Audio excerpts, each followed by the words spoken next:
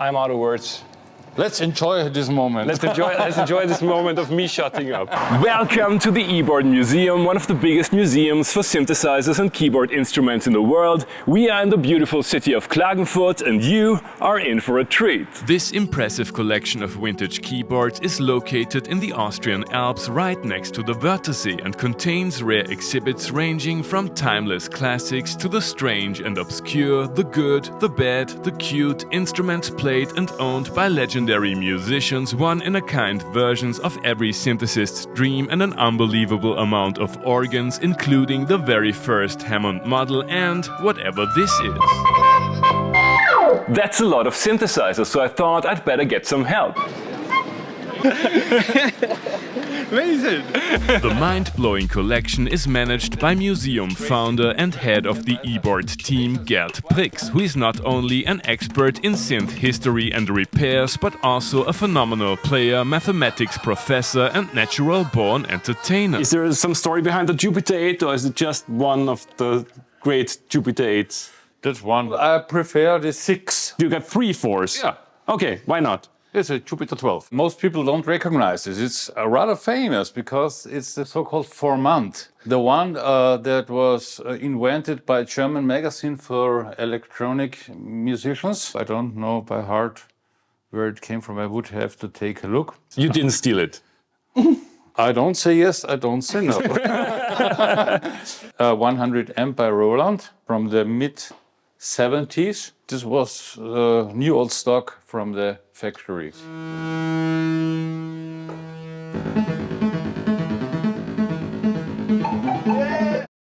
That's Beautiful, thank you so much.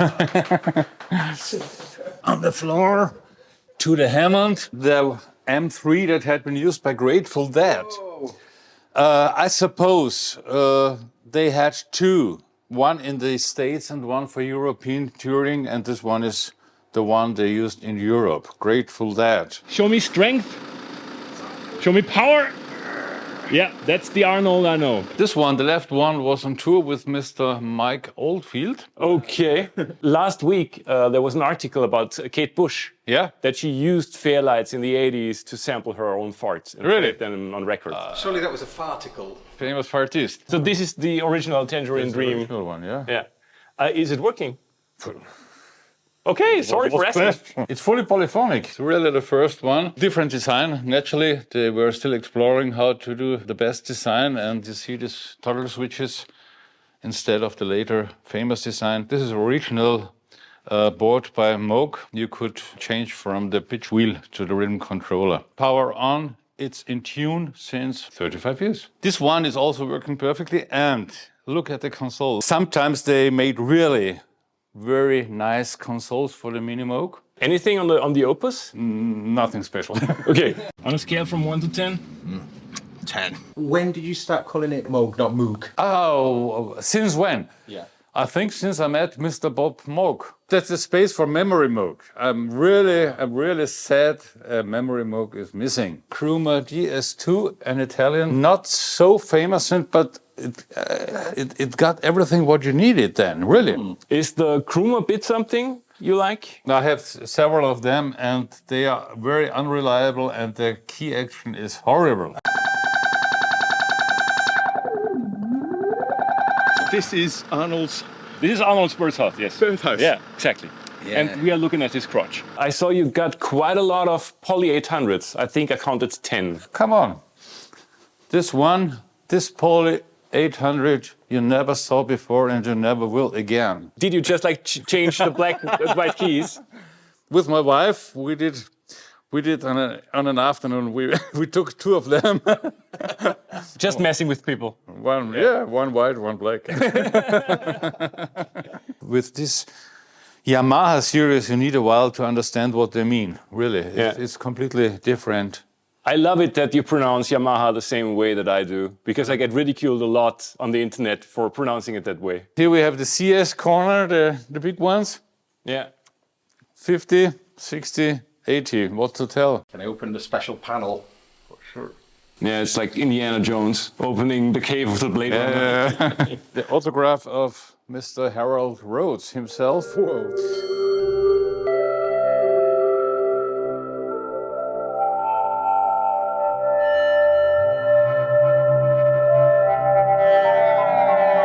I've seen a lot of string machines here. For example, like this Roland RS-09. Which one is your favorite? Come on. An Italian one. Hona put the name on it, but it's Logan. It's an Italian company. And the big difference compared with the other string machines is for each of these 49 keys, you have single envelope generators.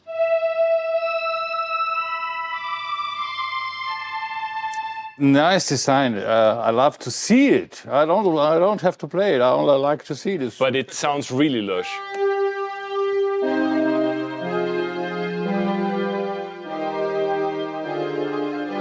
I think it's cool to put like drinks on it. We can do it. Yeah. That's the famous Beatles flute. You have some other Mellotron-like instruments here that I've never seen before in my life, to be honest. No wonder, they made only 20 out of this and 2 are here. Filled with noises, tapes. You got it. The machine is changing the tapes for me. I only have to press another section and it's spooling to the right point. I don't think that many people have seen this before.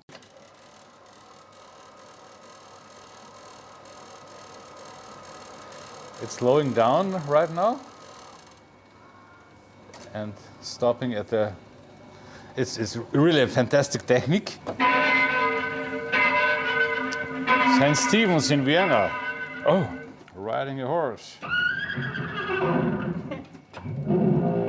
The BBC made all of their movies with this kind of quick changing sounds. I'm out of words. This doesn't happen often, but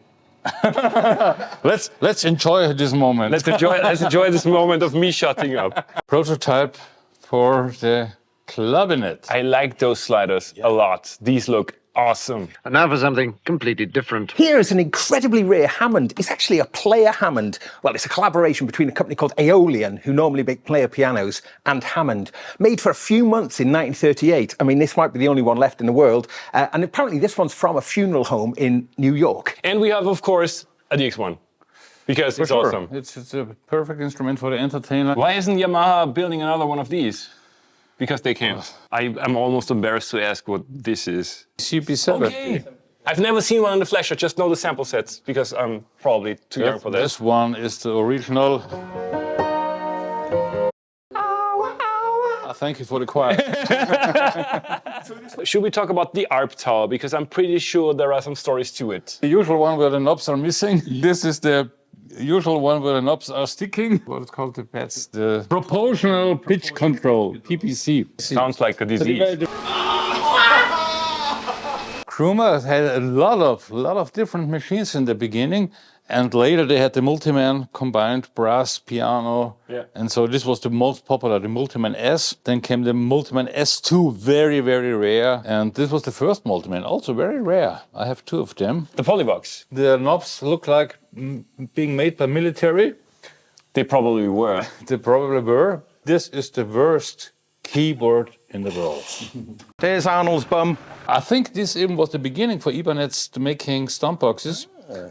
I never saw a second one again, really. I would buy a second one. I didn't know that there was a Traveler Filter standalone version, which we see over here. Yeah. And of course 3 chorus ensembles, because why not? It's still the best. Many of the instruments on display are hooked up to vintage PA systems and ready to play. The effort going into maintaining and servicing the collection is unbelievable, but you will probably need more than a few hours to get a vintage CS-80 to work in a doorless jam.